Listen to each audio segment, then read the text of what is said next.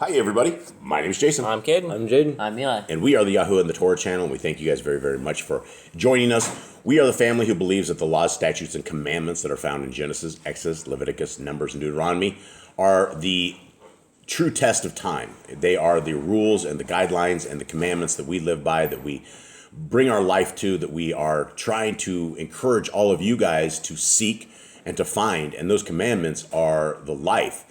And that doesn't take away from our Messiah. And a lot of people have been steeped into a religion where they only have a Messiah and they don't have a set of guidelines. And that is an extremely dangerous place to be when you read scriptures, because Messiah himself says that a lot of people won't make it. In fact, he tells people that he will tell them to depart from him because they work iniquity, which is lawlessness. And you do not know what iniquity is unless you read the scriptures. The scriptures defines what sin is. Sin is iniquity.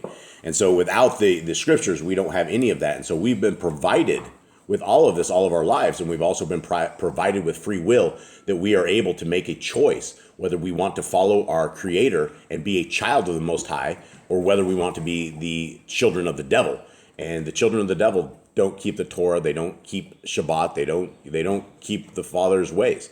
And so we are those people. Okay, so let us begin. We are deep into, not actually deep into it, but we're into chapter 3 of the books. I still don't even know what this is actually called, this book. It's the what it was named is the books of the Natsarim and the Enlightened one. And I don't even know what that's called, but we will continue and we'll call it that. Okay, chapter 3. Coming from the wilderness, YHWH still retained the full power of the Ruach HaKodesh, having it on trusteeship from Elohim. He would not use it unworthily. At night it shone around him like a pale blue haze, and though many have it, never has another manifested it in such strength. 2 followers of Yochanan, the forerunner, one being Andrew, the brother of Shimon, were sent by him to be with YHWH and accompanied him to the Galilean Sea of the Gentiles. Early in the morning, Andrew sought out his brother and said, "We have found the deliverer." But at the time, Shimon thought another was meant. When YHWH had known Shimon for 2 days, he said, "You are strong, silent, and steady, one likely to be ever steadfast in conflict. Therefore you shall be called Kepha," the meaning, the rock, in the tongue of the Gentiles. And from that day, Kepha became a follower of YHWH. Passing along the shore, they came upon the tower of fishermen, and a boat was being unloaded by its owners. One who accompanied YHWH said, "Those are good men known to me." Then YHWH spoke to them while sharing a meal, and later said, "Fishing is a good life, but there is a better one. Follow me, and you will become fishers of men." So placing their boat in the keeping of others, they followed YHWH. All right, so this gives us a lot more details, right? Because, when we read this before, It sounds like they're still in the boat. Like they ran out of the boat. they jumped out of the boat and they left their boat in there. But this tells us a lot of details that we never, ever had before. Things like this. And I guess it's not important knowing details that they just didn't leave their boat in the middle of the ocean. And now we get where because his name was Shimon Bar Yonah, we get how his name came to be Kepha or rock. Peter. Right. And it makes sense now how he got that name. Yeah, these are definitely these are questions I guess we should have is why did this get taken out of scriptures again? Also like a glow stick apparently at night. He just sits there and glows. Yeah, glow stick at night. Yeah, and I mean we knew this from Moshe, that he was had the glory of Yah in the Ruach HaKodesh on him. Okay, 6. At this time YHWH spoke with caution, for the people still recalled Yehuda, the Galilean, who had smitten the Romans in battle. Are we talking about? I think he's talking about Yehuda Maccabee. That's who he's talking about. I think so. YHWH was a man of long silences, and many thought him strange. But he taught all along the shore of the Galilean Sea and called others to follow him. They worked wherever they could. For YHWH said, "What we offer is not to be sold like a common chattel, and we will not take anything without giving value in return." Okay, let's talk about what he just said right here. He taught. This is an interesting statement here. They worked wherever they could, for YHWH said, "What we offer is not to be sold like a common chattel, and we will not take anything without giving value in return." This reminds me of the criminal enterprise known as the Hallelujah Scriptures, where they have for 13 years been stealing a tremendous amount of money off of people. And they have been selling this, right? They've been selling the word like common chattel or whatever that is. I don't know what common chattel is. But that's what Messiah just talks about right here, is that this gift of knowledge, this gift of understanding, this gift of the Ruach HaKodesh, this gift of our Messiah and the gift of his dad giving us a road forward, it can be sold. This cannot ever be sold. And it's very, very wrong that people are attempting to sell salvation, attempting to sell our Creator, and attempting to put him in a book. And, this is why they got judged like they're being judged. 7. He healed many, saying, "It is not I, but the power from above with me." Some of the disciples said, "It is truly he who heals." But he did not cure all, for in some it created disturbance, while many were not cured because this would have done them more harm than good. I found that also very interesting. Whatever they had, maybe like being healed to make them worse. I don't know. No, it would be that their faith or their like they would jump around and go, well, it wasn't Elohim that cured me. It was just some guy or something. Whatever it was that they were in that state, it would have made it far worse, whether their soul was in more of a danger or whatever it was. But it's very interesting that of all the times we heard Messiah healing people, we didn't hear a lot about him not healing people. And so this is the first time that we've heard this, that not everybody was healed, and that there was a reason for this. Okay, 10. When asked, "How do you heal?" Yahushua replied, "By the finger of Elohim." This is what the prophets had said regarding these things. These are the words of Yahuwah. "I will restore you to health and heal your wounds. Be strong of heart and courageous, neither afraid nor dismayed, for I am with you always." Very good words. About this time, the disciples questioned Yahushua concerning the world of Ruach, wherein lay the kingdom of heaven. And he said, "It is like a flight of stairs leading from cellar to roof.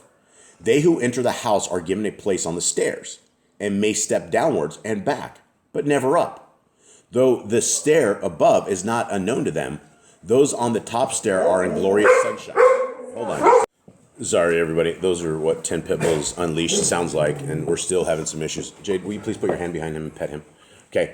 "Those on the top stair are in glorious sunshine, while those at the bottom are in darkness and gloom." Okay, and because of this disruption, I want to go back to that. And it says that Messiah is talking about this. "It is like a flight of stairs leading from cellar to roof. They who enter the house are given a place on the stairs and may step downwards and back, but never up. Though the stair above is not unknown to them. Those on the top stair are in glorious sunshine, while those at the bottom are in darkness and gloom." So it's like, I think it's like the thing of once saved, always saved, right? Like you believe in Messiah Yahushua, you are living the life, but you can fall off the path. You can't end up Yeah, absolutely. can't end up at the bottom of the stairs.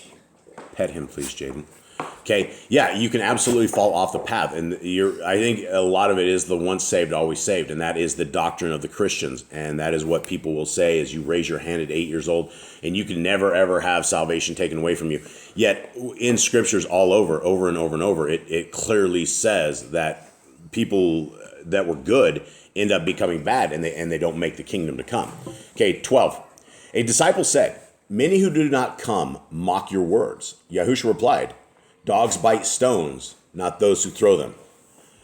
Thoughts on that? What are you talking about? We know that dogs. Stones. We know that dogs eat rocks. Yeah, our dogs eat rocks. Yeah, and we don't know why they eat rocks, but they sit there and chew on rocks, and their teeth are going to fall out. So we're always pulling rocks out of their mouths. But why don't they? I mean, dogs. We had our dog bite the guy that. You remember that guy that tossed that rock at Rock? Yeah. He wanted to bite him. Yeah. I mean, Rock didn't want to bite the rock. He wanted to bite the guy that threw the rock at him.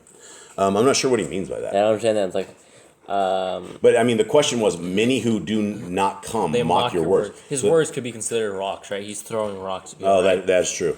They're mocking his words, right? They're making fun of what he says, and I think back in the day there was some tastier rocks or something. Right. So they're biting the stones that he's throwing, and they're not biting the dog, is what I think he's saying. Okay, 13.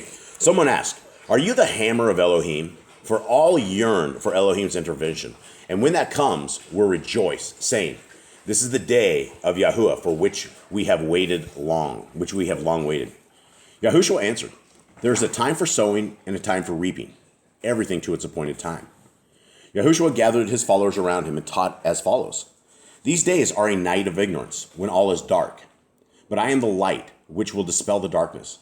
My light will light your lamps, and you too will become bearers of the light. I am the light to point the way, and none can find the way to YHWH except by the light. I come to testify concerning the Father. For those following my way see Elohim in the light of the Father.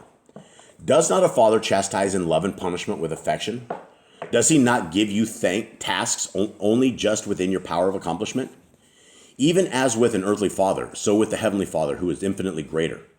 Being flesh, we understand earthly ways, but the ways of YHWH may also be known and understood, for his Ruach resides in all men.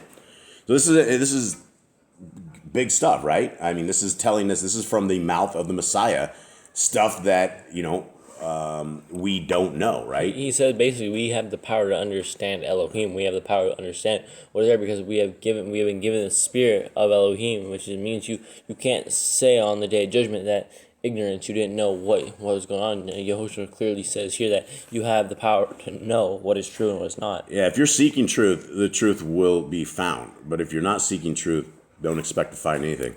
Okay, be upright in faith yourselves, and teach uprightness and truth. Fear no man, especially the rich and powerful, for they live in servitude to their possessions and position. You must carry the light to many, but few will be those who light the lamp of their lives from it. Do not covet riches, for though few men possess them, all who do are not free, but are themselves possessed by their wealth. Because riches are the possession of a few, all seek them. Even so are my words. Were they possessed by all?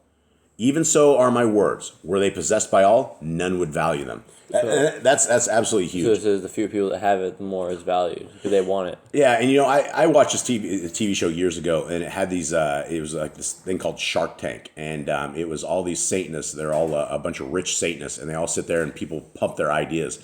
And one of the Satanist guys goes, he's like, the thing about money is it has no emotions. It doesn't care about you. It doesn't care about anything. It cares about that it's in you. It's in a control, right? And these guys, when they listen to their money, and that's all that they are trying to do is protect their wealth. And that is what anybody with wealth does, is they're always protecting their wealth. They're always reinvesting. They're always throwing this stuff out there. And when you could see back in 2008, we had all these commercial banksters. When everything crashed, you had people jumping off the top of roofs literally every single day. In 2008, you had all these banksters that said it was over, and they took their chairs and wheeled them up to the top roof and just jumped off the roof because everything was so bad. It happened over and over and over, right? Their wealth is gone, their money is gone, their power is gone. And it's like the one guy in Scriptures that he was like, well, I can't dig ditches, I can't do any of this, and so he went and he ripped off the master, and in the end, he got rewarded for it. But that's the thing about wealth is those who get it work so hard to protect it, and so that becomes their life. 19. One said to Yahushua, Master, we are not all like Yochanan, who could surely eat bread made with sand. Is there no easy way? Yahushua said, the only easy paths in life lead nowhere, or are cut by others. But the path I point can be cut by none but yourselves. Okay, that's a huge statement right there, right? He says we have to find life ourselves. Right, and if you guys are even here in this table, if you're looking for an easy life, any one of you guys at this table, if you think there's going to be an easy life, or you think there's a free handout, or you think of anything, I don't ever have to tell you anything other than what Messiah says right here, right? The only paths in life lead nowhere, right? Or are cut by others. That's the way. In the world that we live into, you either lead or get out of the way, right? You either cut your own path. When, here in our clan, a boss clan, look at what we're doing with Scriptures, right? There was nobody else. There's no place online that I know of anywhere that you can go online and read the Scriptures with restored names, Hebrew names. We are forging this path. We're taking out our machetes and we're cutting it through this field. There was no path. And so it's not easy. And we've been sitting here, our eyes are all like dried, or my fingers hurt, we're popping back and forth, but we're going to get these Scriptures done, and we're never going to stop. But it's not an easy way. And so it's something that is not cut by others. And Messiah says, clearly, if you're looking for an easy way out, that's not it. 20. A peddler going from place to place is willing to undergo the hardships incurred through his wandering in order to earn his livelihood. Even so, you should be prepared to cheerfully accept the hardships imposed by life in order to gain glory in the life which follows. Huge thing again, right? If you guys are sitting here crying about little itty bitty things and you guys are not being tried in your life and there's nothing there, you're here to get these problems. You're here to deal with these hardships as part of your resume. Everything you're doing is being recorded on the scrolls up in the Shamaim. Everything, sins, goodness, all of it. It's being recorded that we will have to figure this out and we will have to have this replayed. And so when we are uncheerfully accepting the hardships imposed by life, that will be on the heavenly scroll. That's why every single day you need to get up and you need to put a smile on, you need to put your best foot forward, and you need to put your everything that you have into life and to bring this to fruition, because there is no easy path and there's no other way out of it. You have to be strong in everything you do and accept the bad with the good, right? There is bad and there is good, and you have to accept both those. And if you can't, then you're only sitting there wishing upon the good, and you become a depressed moron when you're like, oh, it's all bad, it's all bad, it's all bad. Well, you're failing your resume. You're failing your afterlife when you cannot find the good of this life and be happy with when bad is happening to us. That's what Messiah is saying. If a child is not raised with austerity, can enjoy the pleasures of later life, only the foolish parent overindulges the child. And if it is done in the name of affection, the parent is either a hypocrite or irresponsible. And this is absolutely a life lesson. If you're sitting here giving your children everything that they have, by the time that they are 16 and 19 years old, they will want things that they absolutely should never, ever had because they thought they had everything, right? And that is the problem. When you give your kids absolutely everything, there is no limit to the world that they have, and there is no stopping them, and they will never be happy with the world that they have at all. And so parents, be very, very careful. When your kid's begging you for those toys in the store, it's better to say no. It's better to never give them this kind of stuff. It's better to give them hugs. It's better to give them your time. It's better to give them your affection. It's better to any of that. Don't give them toys, and don't give them a babysitter like that. It kills them in the end. 22. Now, close by there was a well, and the disciples were drawing water for drinking. YHWH called them over and said, "Do you find the water refreshing?" They replied, "Yes, we have drunk our fill and are refreshed." YHWH said, "Does any water remain in the well?" They replied, "Master, this well is inexhaustible and cannot be drunk dry by any number of men." Then YHWH said, "It is even so with my teachings. What I have revealed so far is but a small portion of the whole, yet it suffices for the present needs. The people among whom we are preserved, the people who we go are perverse and headstrong, and like a thirsting donkey can be given only sufficient to ease their pressing need. If they say to you, 'This is beyond our understanding,' or 'You have told us only in part,' recall this well and the refreshing water you obtained from it."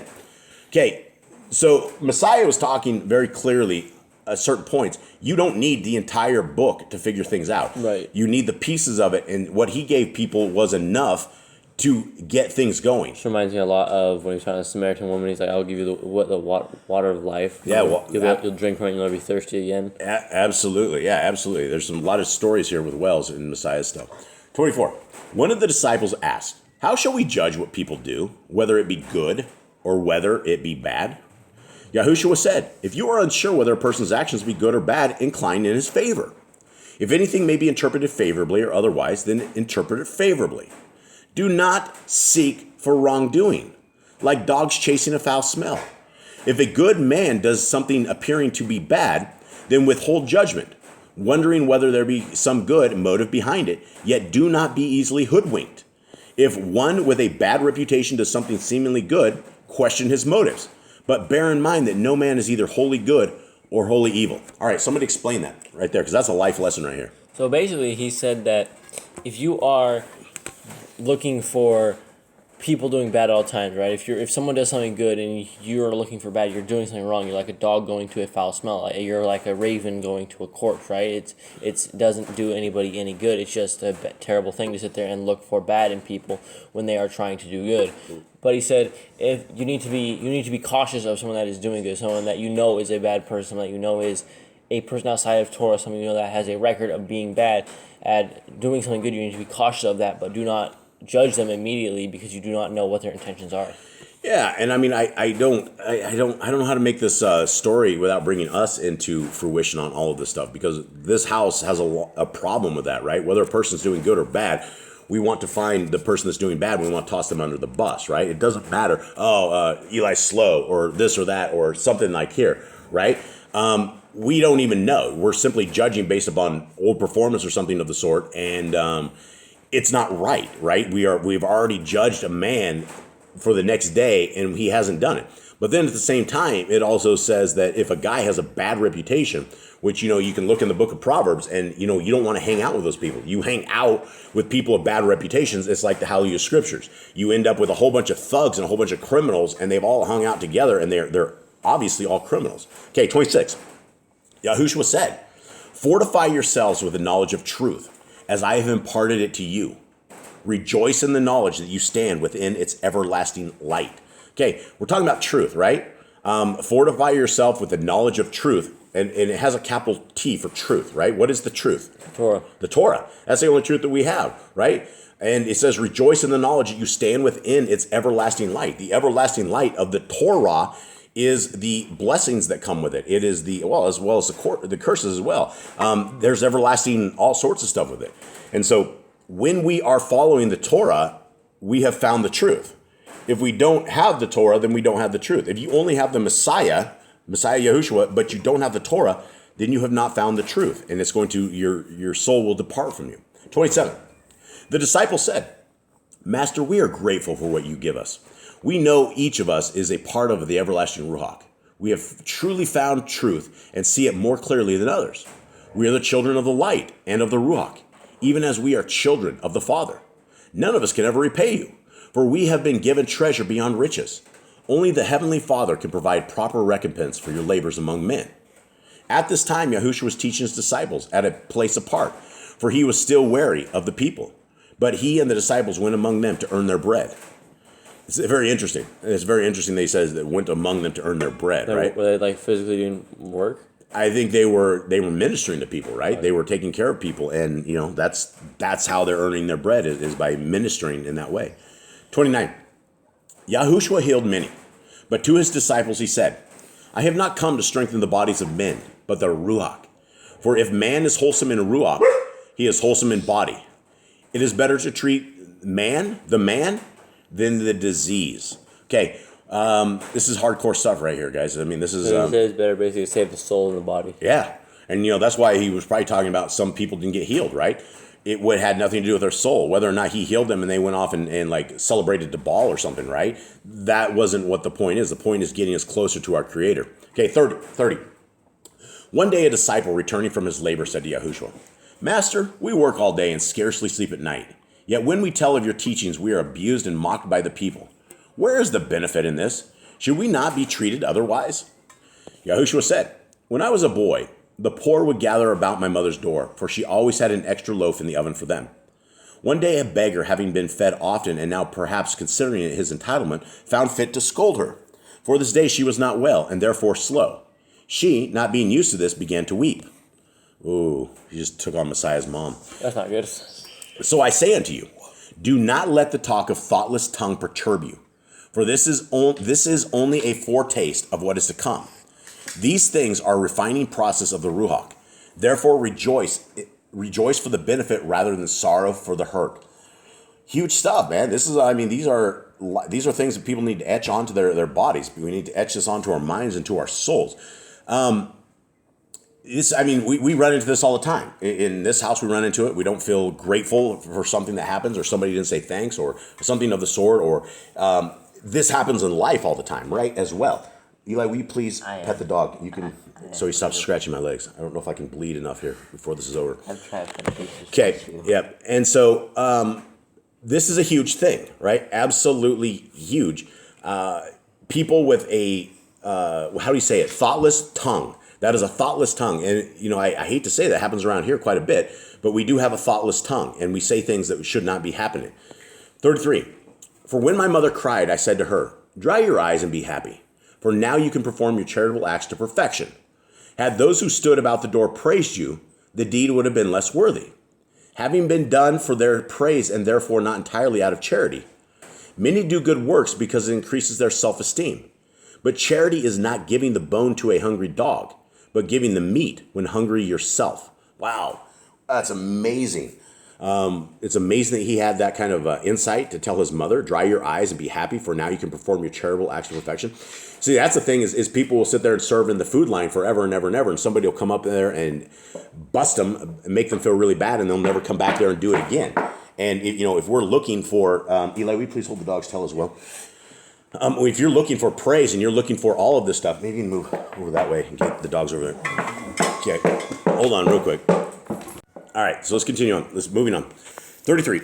Andrew said to YHWH, if we give all we have to the poor, then they will grow fat and slothful, preferring a life of beggary to one of toil. That's one way to look at it, right? Yeah. And I've heard that before. People are like, well, if we give the hungry money for food, they'll just go buy drugs. I've heard that before over and over. I don't know how many people have literally said that. And people were like, because if you go to the Yahoo and the Torah website, you can look at the donation page and you can donate. And what we have for donating is that you can go out and you go find somebody who needs a giant hug and give them a big hug, right? And give them a big hug. And then we had people that came back and like, well, we can't do that because one time, somebody went and they bought drugs with it or something of the sort. And, that's the first thing is people think that, the guy on the street is going to take drugs over a piece of bread when you're starving to death. And I don't believe that is true. Okay, let's continue on. 35. YHWH said, charity is a giving hand to a blind man or soothing the wounds of those smitten by the Ruach, strengthening sword of life. It is good to help those in distress or those who cannot help themselves. But sometimes giving does more harm than good. Many give because it eases their conscience or raises their self-esteem. Such giving is not goodness. But when giving entails self-sacrifice, then it is better to give than to receive. For the benefit lies in the sacrifice made and not in the thing bestowed. So it basically says give when it doesn't make you feel good. Give it when it's not convenient. Give the meat off your table, right? When it's taken out of your hands, when it makes you uncomfortable, that is when you need to give. Right? When you're not ready, like when your table's full and you have that extra plate and you give it, you need to give out when you have nothing on your plate and you have some help. You need to give out what you have. And that's the sacrifices. And this is amazing words from our Creator's Son. 36. A rich man was going away, so he gave a purse of silver to each of his two servants, so they could keep themselves while he was away. One servant spent the money on merchandise, which he hawked around the city, and by being thrifty was able to recover the silver was sufficient over to buy a stall, and then a shop. When the master returned, he said to this man, such efforts should not go unrewarded, and made him a gift of the silver. The other servant, having the purse of silver, began to spend it on pleasure and a life of ease. So when the master returned, there was nothing left. This angered the master after seeing how hard the other had toiled. So he demanded repayment of the silver, and when this could not be done, enslaved the man. The improvident servant was unable to understand why the other has been given a gift of freedom, a gift and freedom, while he was enslaved for being unable to repay. Why he who has money was given more. Yet I say to you, this is the way of the Father, who gives trusteeship of earth's bounty to his children. Likewise, they are given talents of spiritual gold, which are greater than any earthly silver. But these many choose to bury in the ground. For them, the day of accounting must surely come. So all right. I think it's like a thing on earth. If you have we get eternal life, we get the Torah, and we work for it, and we teach the people, and we build up a people with the Torah.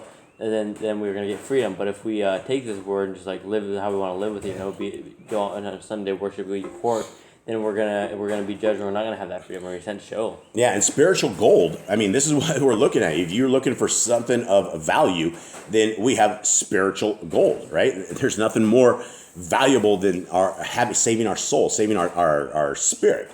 Okay, and so this is very, very interesting. Again, this Messiah is just really putting out some amazing stuff. Okay, 39. YHWH tarried along beside the waters, moving from place to place and teaching his disciples according to their understanding. Some were like strong, well-plastered cisterns holding water without leaking a drop. Others could not retain all that was poured into them. YHWH taught each only in accordance with his capacity, and some carried much more of his teachings than others. One day at eventide, YHWH said, because you are weary and your task seems endless, do not despair. What you do may be likened to a man down by the shore whose master has set him the task of carrying water from the sea to fill a hole in the sand. The sea flows no less, neither does the land become flooded. When the master comes, the man says to him, "This is a fruitless task to which I can see no end." And the master replies, "It is one which grows easier with time, and each day you are paid." Two men, finding favor in the eyes of a king, were promised high positions in a distant city, but had to find their own way. They set off together and stayed the first night at an inn where there were many attractions. One man spent the night in drinking and merriment. The other, finding an experienced traveler who knew the road, kept the night in his company. The second man learned that by going a particular way, he would avoid a thick forest full of wild beasts. A turning would lead him away from a swamp and others from a precipice and thorny thickets. He went to bed and woke early, feeling refreshed, and went his way. The other man, being heavy-headed and sluggish, started late in the day. The early starter, heeding all that he had been told, came quickly to the city and enjoyed his rewards. The other became lost in the forest and was wounded by wild beasts. He wandered through swamps and fell down the precipice to die of weariness among the thickets. Now the thick forest is ignorance.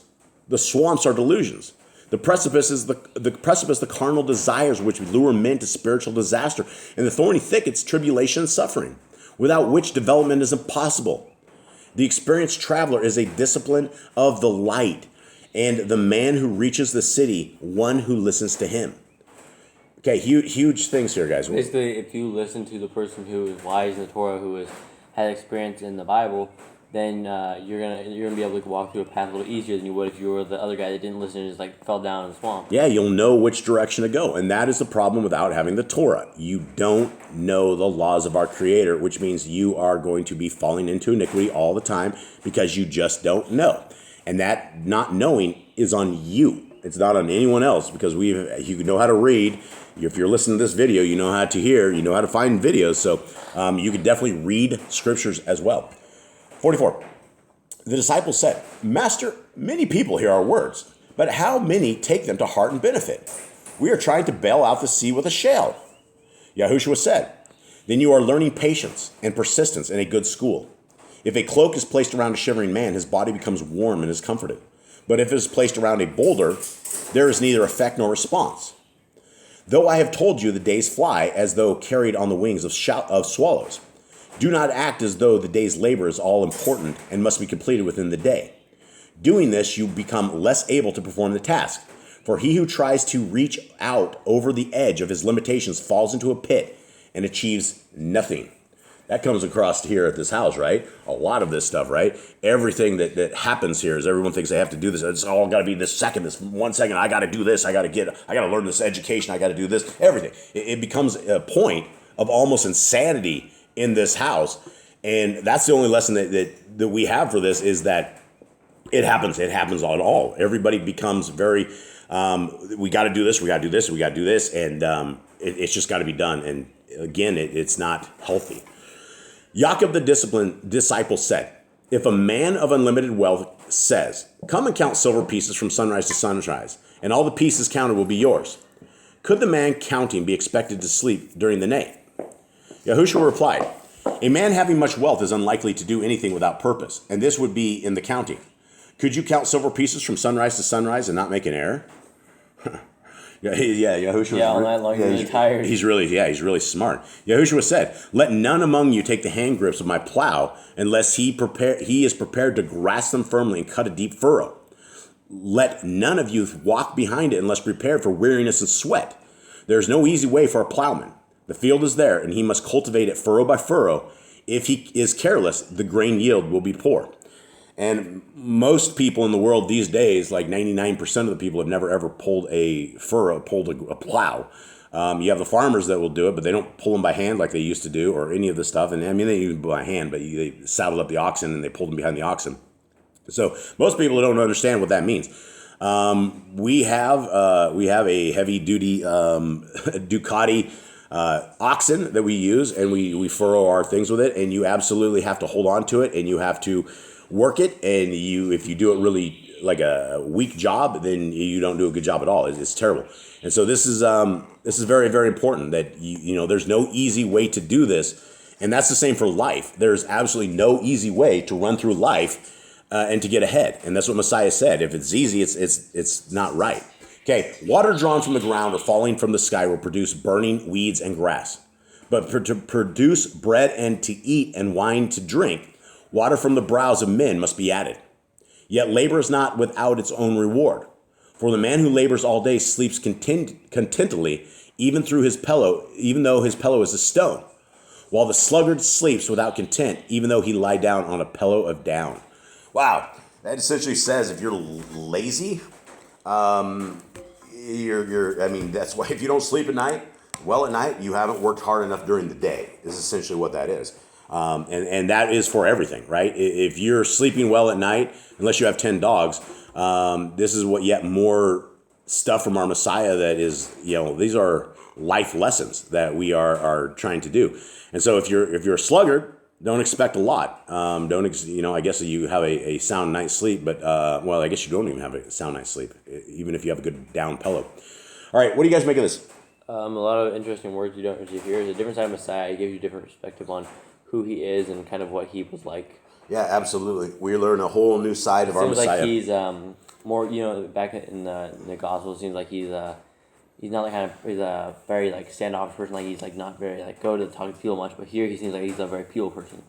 Yeah, it does. It gives us a lot of qualities of him. It sounds like he doesn't talk a lot, but he does talk a lot around his people, or he's slow to speak when he thinks about what he says. Right, he didn't immediately go to the crowd. Which is exactly what the world should be, right? If none of us spouted off right out of the gate, then the evil of what we would say would not be there. So if we were all slow to speak, it actually said things of value instead of things that are going to have our soul get hurt, that would probably be the best way to do it.